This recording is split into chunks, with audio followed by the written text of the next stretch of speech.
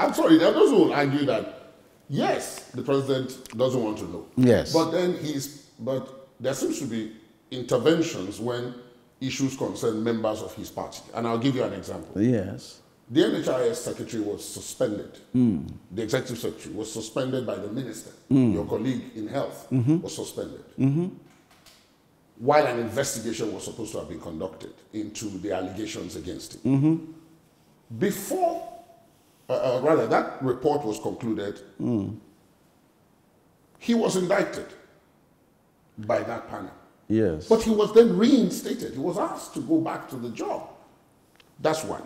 Two, the former SGF, Mr. Lawal, Babachir Lawal, Yes. was also indicted over some contract in the Northeast. Yes. Why are you prejudging all these people? I'm not prejudging. I'm simply giving you examples. I'm not a judge and I'm not a lawyer. They are being investigated. Yes. But why reinstate them if they had been suspended? Babachir wasn't reinstated. No, because but, a panel said it. But the NHIS... The NIHS is a lot of mix-up in investigation in NHS. It's not only money that was involved. I happen to be part of what happened there. How? As Labour Minister. Yes. Because well, the unions were kicking too. Against his... That he brought some people in on secondment. Right. And those people came in over and above them. So there's also a personnel issue, an administrative issue. So I don't know where the Minister of Health premised his suspension on. I cannot tell you what I don't know. But if it was premised on some administrative issues which have been rectified, maybe that's why it was recalled. For example, I told them what to do with the workers. I invited all of them, including the executive secretary. Yes. And I told him, you go back, you must do A, B, C to these workers. I told her minister, A, B, C must be done. And I know that they were done. The place is quiet in terms of administrative labor matter. The aspect of but they were one of the things that we heated up the place. And I do not see Mr. President going to interfere. As a matter of fact, I don't think he was even in the country during the period you are talking about. You mean when he was reinstated? So I don't know what. Let me now ask you about the one you did know. But now, how can he be selective? Some governors or former governors who were of our party were jailed. Now, were they really of your party? They joined. They are. They joined from PDP. It doesn't matter. Their prosecution started while they were in PDP. But they're wearing our party color. Yeah, they joined. And if what the allegations that being made by the opposition is correct, they say they went there. Yes, in order to hide. Yes, to hide from. But there was no refuge. But we have a right to give them refuge if that is what we are doing. It's not true. But the opposition will always say something. And I don't blame them. They're saying what they're supposed to say.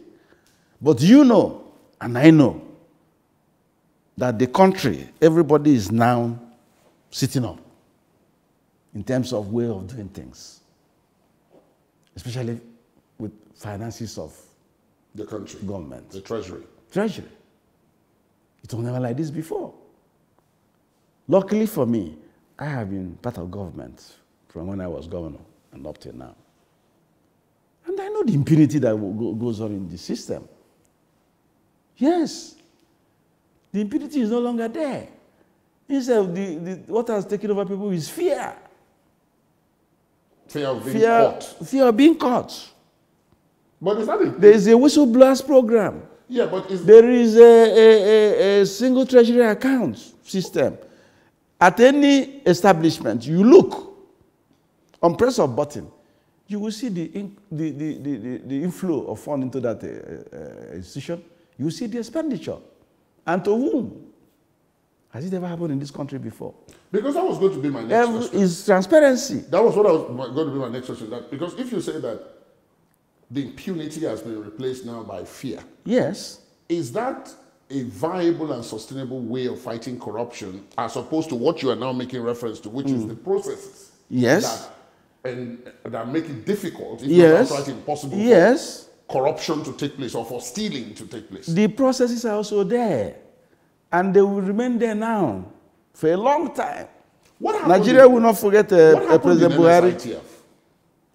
It's a long story. Yes, and in summary,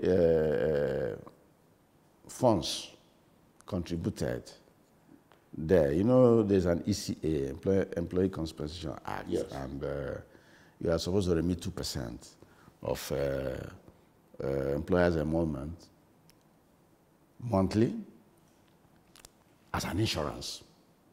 Because the NSITF is like a life insurance company. That's right. But for workers. So employers contribute this. For the benefit of the workers. And it is to protect the workers in the course of work.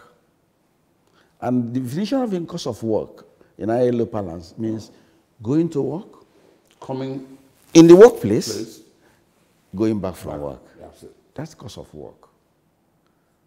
So anything that happens within that space, correct, is covered by that. It's covered by that. So the federal government made their contributions in 2013, 2014, 2015. Then the private sector also did their own, and big monies were collected there. The monies were removed by some members of the board and some staff. As in stolen? Frivolous spendings that were not done according to financial regulation. In one day, 5 billion was removed as cash. 5 billion? Billion naira removed from First Bank and one other bank. No voucher. As we speak today.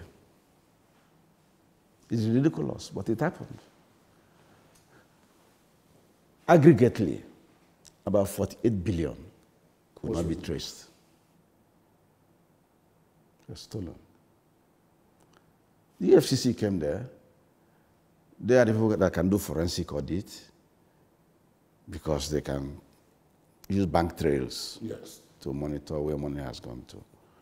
And then discovered that the money went to some board members, the chairman, 2 other board members. The former chairman? Former chairman. The chairman of the former board. Yes. Yes. During the Jonathan era. Administration. Yes. And 2 of these board members, unfortunately, were the employers' representatives on the board. They're from NECA. There have been misquotations saying it's the labor representative. No, it's the NECA representative, 2 of them. And the chairman was appointed by the government. They were, of course, staff members that were also implicated. The general manager, legal, the GM finance, and 1 or 2 others. The FCC have charged all of them to court. They charged them to court, prosecuting them. But we are more interested in returns. Yes, getting the money back. We are more interested in that. If the money could be traced, yes, then they know where it is. No, they have been traced. They have been traced. But some have been used to procure houses and the rest of them all. So the AFCC have gotten, I think they call it interim forfeiture. Yes. Some of those things. So there's interim forfeiture there. So what we did is to commission the Auditor General of the Federation to do what we call periodic check, as per the Constitution.